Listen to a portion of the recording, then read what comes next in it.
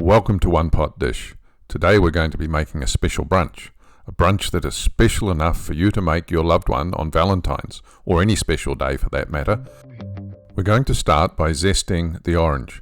Don't press too heavily on the zester because you just want the outside of the skin, not the white, which is bitter.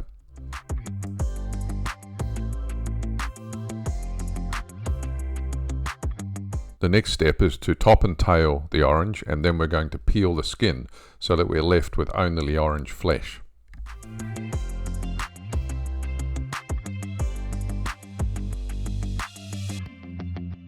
Once you've got the orange peeled, place it in your hand and carefully with a sharp knife segment the orange. Now you can see here that Rose is carefully segmenting between the white pith parts of the orange. So work your way around and get all of those lovely segments, which are really going to add some wonderful flavour to the dish. Now you've finished segmenting the orange, don't throw away the rest of the orange, just put it in with the segments. Now check that your pan is hot, take the butter and put it into the pan. Let the butter melt naturally and get nice and hot. So you see it's bubbling here away.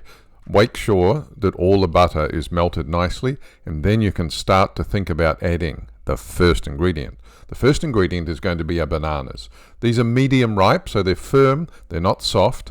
Now you need to just set them there, you don't need to move them around. What we're trying to do is brown each side of the banana. It takes approximately 1 minute to 1.5 minutes just to get that nice caramelization occurring.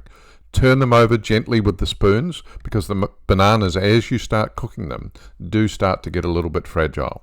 Once they're cooked, then we've got the case of the disappearing banana. It looks like somebody's eating it, but no, we're just putting them aside while we get ready for the next step. Now we're going to take the butter and discard a little bit of it. We don't need all of it. You can see there's a tiny bit left, and now we're getting to the exciting part. We're going to make the sauce. Start by putting in your maple syrup. Again, the pan is warm and you can see almost immediately the maple syrup is starting to bubble. Next, put in your orange zest, and this is where essentially we're going to spend the rest of our time stirring. This is a beautiful, beautiful sauce, but it only works if you stir so that you don't get any sauce burning. Here we're putting in about half the cream to start with, mixing, and again, continually stirring.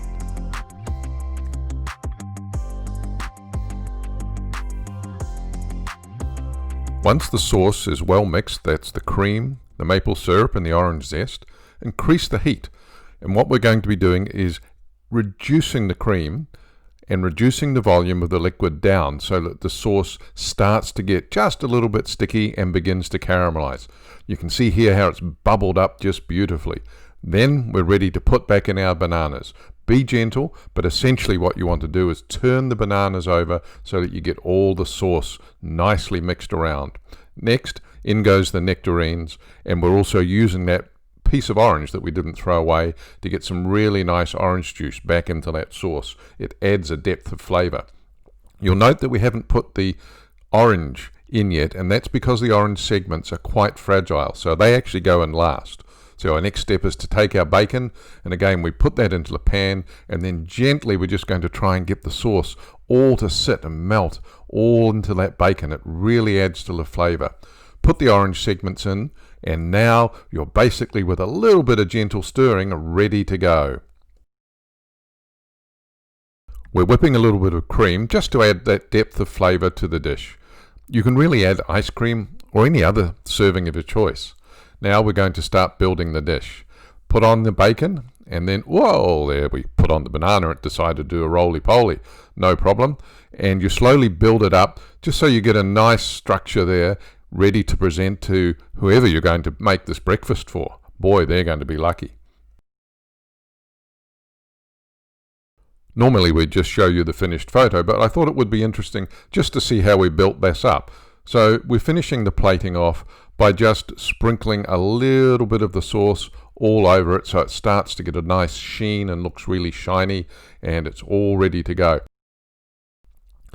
Wipe any extra sauce off with a little bit of tissue, dress it up with some cream, and we put a little bit of mint on here, and you've got a really amazing tasting and a really lovely looking dish for that special person. Thanks for watching and enjoy.